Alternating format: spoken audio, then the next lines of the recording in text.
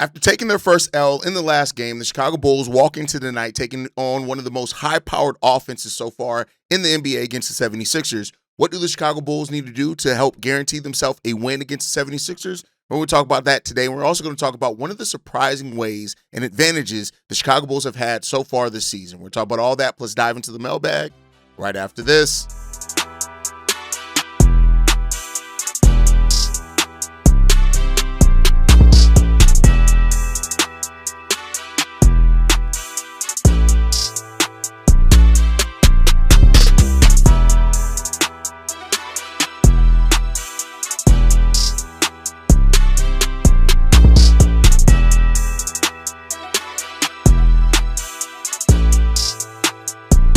What's going on, Bulls fans? Welcome to another episode of Chicago Bulls Central, your number one spot for everything Chicago Bulls related. I'm the host there, Hayes, but more importantly, you guys can follow the channel at Bulls Central Pod on every social media platform we happen to be on. With that said, let's go and get into this content for today, y'all. I want to start off talking about this game against the 76ers. You guys know I don't predict wins or losses, but what I do is I do look at the ways and what the Bulls need to do and take care of in each game to help get themselves closer to a win. And the first thing is that, of course, Ayo Dosunmu is still listed as questionable for tonight as of right now. Coby White is out with no timeline for a return as of yet.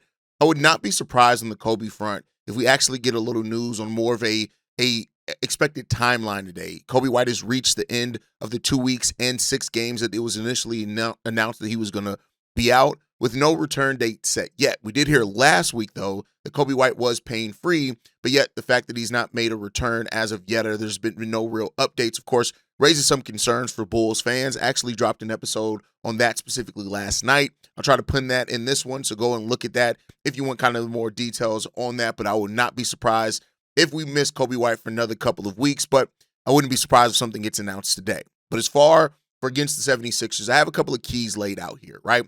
The first thing that we have to look at is the 76ers are averaging the second most points in the NBA, 25.7 points, 125.7 points per game. And that's a huge, high-powered offense, right?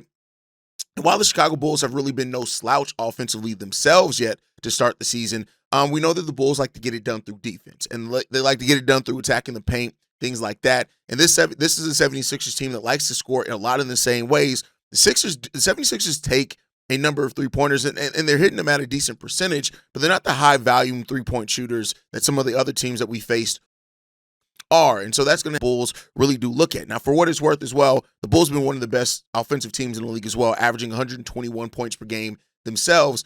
The 76ers come in here with the second-best offensive rating in basketball. So not only are they getting up a lot of points, they're typically scoring them pretty effectively, right, and efficiently. And they do that through points in the paint. About 46% of the Philadelphia 76ers offense are scored in the paint or in the restricted area combined, and they're averaging about 50.4 points per game in the paint. That's something you got to look out for. So that paint defense, the thing that the Bulls have really not been great at this season, the Bulls give up 57.7 points in the paint per game. So when you look at that, the 76ers are going to be able to really kind of, they're hoping to come into this game and feast in an area where they're strong at, and the Bulls' defense has not necessarily been the strongest at. Now, the Bulls are really good at protecting the three-point line. We'll get more on that in a second here, but that points in the paint total is going to be hugely important on how the Bulls keep that regulated without fouling as well. That's been a thing that's been difficult for the Bulls in the last 2 games against the New York Knicks. And, you know, the whistles, officiating is going to be different each and every game, things like that, but they got to be prepared and looking out for that, because this is going to be a team that is going to try to attack the paint a lot. They're going to try to attack the paint early. And if they can get the Bulls in foul trouble on top of stacking in those points in the paint, that's going to be something that, you know, we could see it get really away from the Bulls if they allow that to happen early on. So you got to look out for that. Now, for what it's worth as well, though the 76ers aren't a team that's necessarily getting a lot of free throws, well, they're getting 29 free throws per game, which is in the top 10 in the NBA. So, you know, you got to look out for that. And because they attack the paint so much, and so much of their paint comes in the restricted area and in the paint, you got to look out for that. And so this is going to be one of those games to see how well the Chicago Bulls counteract that. Now, Modest Buzelis and his rim protection is going to be really important here. You know, blocks per game are something, right? But how many shots can you deter at the rim? And you're really looking at Patrick Williams to do that. Nikola Vucevic, who's played some solid paint defense so far this season. Had a couple episodes ago, I talked about how he's increased his paint defense by a huge margin so far this season based off what it was last season. And so we'll see that. Now, the Bulls still are giving up a lot of points in the paint, so it's only been so good, but that's something you have to look out for. And while the majority of the 76ers, or a big portion of the 76ers points are coming in the paint, they are still no slouch from the three-point line. They're still taking 38 three-pointers per game, and they're hitting it at the fourth best percentage in the NBA. They're shooting 40% from three as a team. So while they may not be one of the top teams as far as three-point attempts per game, they definitely, their ability to hit it at a really good rate is what happens. They're about around the middle of the pack as far as attempts per game. They kind of remind me of Chicago Bulls teams in the past, in the sense that the Bulls were a team that didn't take a lot of threes, but they hit them really well at a good percentage, which kept them in the spot to where, all right, you still have to respect their three-point shot. Now, for what it's worth, they're shooting at a 40% clip. The Bulls are shooting their threes as a team right now as a 40.7% clip themselves. So can the Bulls match that enough? Now, I don't want to see the Bulls falling in love with the three-point shot like we've seen happen at other times in other games. They can't do that. You still need to get into the paint. We'll get more on the keys for the Bulls to attack the 76ers defense. But this is a team that does it in the paint, and they shoot efficiently from three, even though they don't take a lot of threes comparative to the rest of the NBA. So you got to look out for that. This is a team where their offense is legitimate, and that is what you have to really look out for. And it's really powered by the guards. The guards on this 76ers team are right now, it's crazy. They're averaging 53, almost 54 points per game between Tyrese Maxey and rookie VJ Edgecombe. Tyrese Maxey's averaging 33.7 points per game. Edgecombe's averaging 20.3 points per game as well. And so, you're not going to stop both these guys, but you got to make them have inefficient nights. You got to make these guys have difficult nights. If you do not, the 76ers get into that rhythm offensively, and these two guards get to going offensively. And at that point in time, it's going to be a very difficult night for you if you don't get that done. They only have one loss in the season, so it's not like we can take a lot of data from their losses and look at, well, in their losses, this is what you got to do. They've lost one game, and that game was to the Boston Celtics, and they lost that by 1 point. This is a team that's coming at you fast, and they are going to be in attack mode all game long with those guards that they have there. It's going to be a difficult matchup. That not only do you have that, you still have Kelly Oubre Jr. as another starter averaging 19.5 points per game as well. And then while the 76ers don't score a lot of bench points, they're actually towards the bottom of the league as far as bench points scored per game. You still got to look out for them. Quentin Grimes is averaging 18 points per game off the bench for them. So they're the third worst bench scoring team, but they're still bringing some of that pressure coming off the bench as well that you got to look out for. Now, the benefit that you're looking at is this is a really top-heavy team. They don't have a lot of depth as far as scoring depth. They do got defensive depth, which we'll talk about here in a second as well. But you look at it, VJ Edgecombe and Tyrese Maxey are accounting for the majority of their points. Quentin Grimes as well. Joel Embiid, even though he's only played 4 out of their 6 games, he's still averaging 17.5 points per game. But that's it. They have 5 players averaging in double figures. And other than that, they don't have any other player really close. The next player after Joel Embiid is Dominic Barlow, who's not playing in this game, and he's averaging 7.5 points per game. But reinforcements may be coming because Jared McCain is listed as probable to return tonight, which is going to add even more perimeter pressure from the 76ers that the Bulls are going to have to contend with. This is a night where Isaac Okoro, Trey Jones, Ayo Dosunmu if he plays, Patrick Williams, right? Their perimeter defense is going to be so important to slowing this 76ers team down. And let's hope that the Bulls are up for that test to get that done. Now, as far as the Bulls on the offensive side of the ball, where do they need to attack the 76ers defense? The 76ers are giving up 118 points per game. And when you look at it, they are the 19th ranked defense in the league as far as defensive rating. And so because of that, this is a team that is susceptible defensively if you play your sound offense. Again, the Bulls have to be efficient, take smart shots. And when you look at the way that the Bulls pass the ball around and their assist percentage and how well we stay connected as a team, as long as we're moving off the ball consistently, we can get some things going against the 76ers. In no way am I coming in here saying that this is going to be an easy game. The 76ers have the 5th best net rating in basketball, and that's with having the 2nd rated offense and the 19th rated defense. But we know our Bulls. The Bulls are coming in with the 7th best net rating in basketball, and we're top 5 in offense. Top 10 in offensive rating and top 10 also in defensive rating. So the Bulls are really doing it as a team.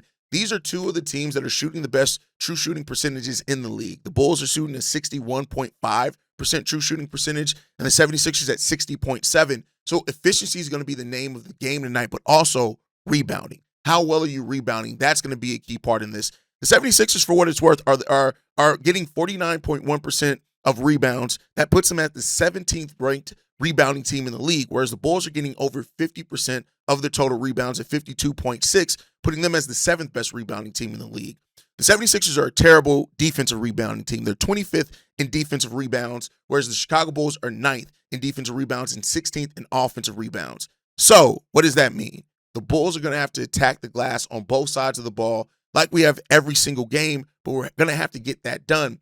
Vooch's offense in the keys, scoring is going to be key in this game. You have to take advantage of it. Now, Joel Embiid, I think, is going to play today, which means you're going to have Embiid, you're going to have Maxey. If they need to, they can play Andre Drummond. They got rookie Johnny Brome down there as well, so you got to look out for that one. The 76ers defense isn't great by any imagination, but they are near elite at guarding the three-point line, surprisingly enough. So that's another thing that you have to look out for. Now, the Bulls, we know, and we don't want them to fall in love with the three-point shot anyway, right? That's not something that we want to see the 76ers fall in love with. I mean, what we don't want to see the Chicago Bulls fall in love with in the game is shooting threes. We want them to be moving off the ball, cutting, all those type of things. But with the 76ers already being one of the league's best at guarding the three-point line, they are only giving up 30.9% on three-pointers in this season. Now, the Bulls for themselves are giving up 33.9%.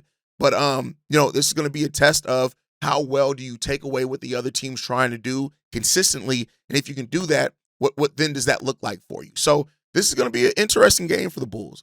This is going to be probably their toughest test yet. No slight to the New York Knicks. It's just how the strengths and the weaknesses match up on either side of the ball for either team. That's going to be the important part of it. But I guess we'll see how the Bulls come out of it. They got things that they can do to work on. We're going to need to attack it as a team. Of course, Josh Giddey being on the near triple-double pace that he's been on is going to be huge. And if Io does miss this game, does somebody actually step up and give us a little bit extra because we were missing that last game? And do we have the energy in this game after suffering our first loss? That's going to be the things I'm looking for the Bulls in this game. But you guys can let me know how you feel on that down below. With that said, I want to talk about a surprising advantage that the Chicago Bulls have had so far this season. And it's one that we don't talk a lot about, and that is the Bulls' size. The Bulls right now, when you look at it, Tre Jones is the smallest starter that we have at 6'1". Josh Giddey, we have a 6'8" point guard in there. And when Coby White returns, he's going to be our shortest starter at 6'5", and we have already talked about Coby White isn't a small guard, even though he has the small wingspan, right? When you look at it, we have 6'10" Matas Buzelis, 6'10" Nikola Vucevic. We do have 6'5" Isaac Okoro out there as well. And the Bulls have really good length and really good size. And that has really helped the Chicago Bulls in what they've tried to do in regards to positional versatility and how we switch on defense, right? The Bulls used to run a very switch-heavy defense. We don't do that as much. We run more of a hybrid zone and zone defense out there straight up, right? And part of the reason why the Bulls have been such a strong rebounding team is that we have positional rebounders in size at every position, right? Except Tre Jones. But then again, I could say that Tre Jones rebounds pretty well even despite his size limitations at times, right? Now, when it looks at it, the place that the Bulls don't excel even with size is rim protection, right? We rank 19th right now in offensive rebounds and blocks per game, which, isn't necessarily the best use of your size, and that's where it goes to skill set, right? But the Bulls' offensive rebounding, it's fluctuated, right? We're 16th in offensive rebounding percentage-wise, right? So that's where you have it with the Bulls. But the Bulls' advantage, has been connected and playing as a team, but it also has been the fact that we are able to play a more modern style without small. For so long, what have we talked about with Billy Donovan? Small ball. The Bulls are playing anything but small ball, probably for the first time in Billy Donovan's career, right? And so when you look at it as well, unlike other teams in the NBA that do have really big, that have big lineups, the Bulls aren't sacrificing pace. They're not sacrificing play style as far as being able to go out there near the perimeter and shoot threes. We're not sacrificing any of those things while still having a really big lineup overall. And I think that has been a really big benefit for this Bulls team as well. Now, is that going to help tonight against the 76ers? We shall see, right? But the positional versatility that the Bulls have, we knew coming into the season could be a weapon for this team. But they've been using even more than I think we've realized when you look at the number of players that play multiple positions. Trey, Josh Giddey, who's playing the point, who's playing the shooting guard, could depend on the situation. P. Will, the 3 of the 4. Modest Buzelis, the 3 of the 4, right? We're doing that. Isaac Okoro is lined up anywhere between shooting guard to power forward as well. Kevin Huerter. So the versatility that we're bringing off the bench has been really big and huge for the Bulls.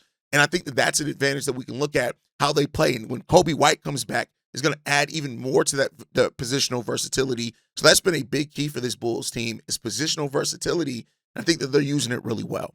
But with that said, before we get out of here, let's go ahead and dive into the mailbag. We got a lot of voicemails because the Bulls were winning. So we got 2 that we're going to play today. This one's from Immortal Beast. What's good, Hayes? It's Tyrone, a.k.a. Immortal Beast, all the way from CT. I'm just calling in to give you my thoughts on the Bulls right now. Basically, the most I can say is this team is just beautiful to watch. Mainly because it's dinner like how I would play anytime I'm playing basketball at 24 years old. Youthful, they play hard, they hustle, they give 110% effort on both sides of the ball. And even the best part about it, they playing unselfish as a team. Everybody is getting a chance to eat and contribute to one another. Even players like Isaac Okoro and Jalen Smith, who, yes, has their ups and downs offensively, they will have their moments at times to make the most out of it. And so far, I'm going to give my credit to Billy Donovan for coming into this season with a new mentality and just making the most out of everything he's able to get out of this team. And all you can do right now as a Bulls fan is just appreciate and enjoy every minute of it. And the best part about it, this team is only going to continue to get better. It's going to continue to grow, and all the haters or anybody that doubts how good this team can be, all you can do is just watch from behind a little corner they hiding in and just try to put out negative energy. And right now, we just tune their ass out. We ain't worried about them. But in the meantime, that is my thought. Peace out, Hayes. Have a good day. And see red.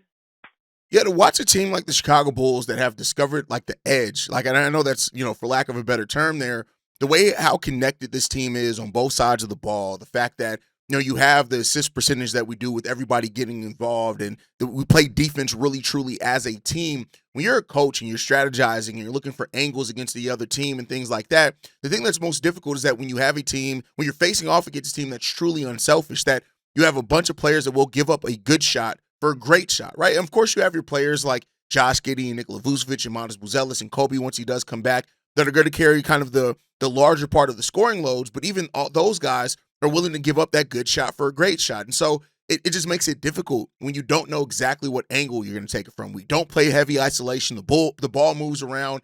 And so that's going to continue to be an edge for the Bulls. And then defensively, like the Bulls going to that zone, that hybrid zone, that kind of creative zone that we do now to where it keeps your help defender always close to you. And, that the Bulls have struggled in pick and roll defense. Now, we're still giving up a lot of points in the paint, but, we've gotten better at just the toughness part of that as well. So these are all things that just make it really difficult to guard a team like the Chicago Bulls and strategize against a team like the Chicago Bulls. And I got to love the way that they've been playing so far. And to your credit, what you said, Billy Donovan has been coaching his ass off. I've been a critic of a big critic of Billy Donovan over the last couple of years. And even I'll tell you, Billy Donovan is coaching. He is really getting in his coaching bag and getting it done for the Chicago Bulls over the last, over since the start of the season, really since dating back to the trade last season. Once we made that trade to Zach LaVine, it put this team in a position where they played more like what Billy Donovan wants this team to play like. You also gave him a point guard like Josh Giddey and another one like Trey Jones to help run their system. It really makes things that much easier on Billy and Wes Unseld and what they're doing both defensively and stuff like that. This is a team that has it, man.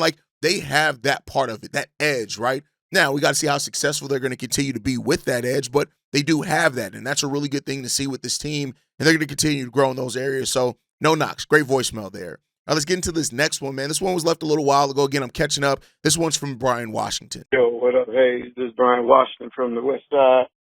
I just want to say, man, I'm loving the way the Bulls playing right now. I'm loving everything about them. I'm loving the way the season going, man. And, you know, I left a message a while back on the subject about whether Io should come off the bench or start. You know what I'm saying? I suggested he come off the bench because it make our team deeper. It make us have a deep team. You know what I'm saying? I love him to start, and he deserved that. But, you know what I'm saying? I love him coming off the bench. I love Patrick Williams coming off the bench. He plays better. You know, and we have a deep team, and we doing this without Coby White, you know what I'm saying? And when he come back, it makes us even deeper. The only thing I just hope when Coby White come back, he fit right in the flow of things, you know what I'm saying? He don't fuck up a little chemistry that we got going on. Because I'm loving everything about it, man, you know what I'm saying? And I give props to, you know, Billy Donovan right now, you know what I'm saying, for now. Doing a good job, you know what I'm saying? I'm giving him his props on that. I'm just loving everything about it, and everybody's saying all this, they got to play this way, that way. They only won because of this. I don't give a damn. As a true Bulls fan, I don't give a damn how we get the win. A win is a win. We just want the W. And this, you know what I'm saying, it's been too long. So I'm accepting all the success they may have, you know what I'm saying, and I'm wishing them for the best. But C-Red, I just want to say that, man. The Bulls' bench depth is crazy. And to think that Zach Collins and Trey Jones have not been off that bench yet because Trey's been a starter and Zach Collins has been out injured, like this bench can get even better. Already a bench that is towards the top of the league in bench production and bench scoring. And it's not even just about the scoring. So often we talk about things in the sense of scoring. It's the balance that you have here. You have, a wing, a point of attack defender in Io. You have a solid, now he's not a great one-on-one defender, but just in Zach Collins, just a sound, good player that knows what to do defensively in Zach Collins. P. Will, in the way that he's been playing, you got to give him credit for. Kevin Huerter's been giving really good effort defensively as well, one-on-one. Like, the way that this team has been playing, again, as a team, this bench is going to be a huge strength for the Bulls as the season goes on. We just got to make sure that we're going to be able to stay healthy. Once Coby gets back, Io gets back, I hope that this team has relative health as it goes on over the season, and we'll see.